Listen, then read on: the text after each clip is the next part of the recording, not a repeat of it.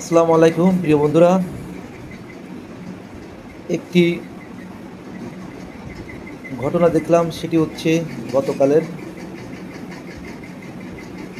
আমাদের শৈশবকালের প্রিয় নায়ক সালমান শাহকে যারা হত্যা করেছিল।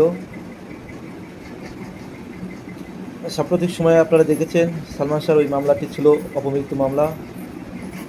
এখন আদালত হত্যা মামলা হিসাবে কিছুদিন আগে গ্রহণ করেছেন। তো এই মামলায় যারা আসামি তাদের গ্রেপ্তার অভিযান চলছে। এই গ্রেপ্তারের মাধ্যমেই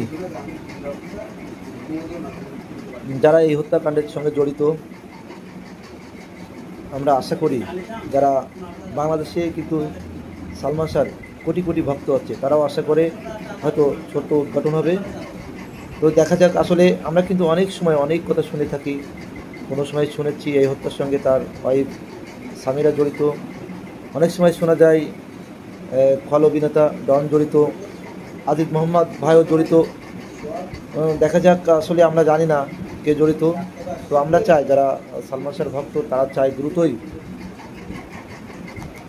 সালমান শাহর হত্যার আসল যারা খুনি তারা বেরিয়ে আসুক, এবং বাংলাদেশের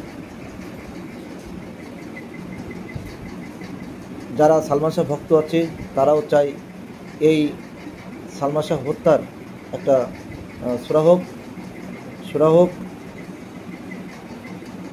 তো সালমান শাহর একটি ছবি আমরা দেখেছিলাম, সত্যের মৃত্যু নেই। তো আমরাও চাই, আমরা বিশ্বাস করি সত্যের কোনোদিন মৃত্যু হয় না। সালমান শাহর আসল খুনের রহস্য বেরিয়ে আসুক। সকলে ভালো থাকবেন, সুখে থাকবেন। আল্লাহ হাফেজ।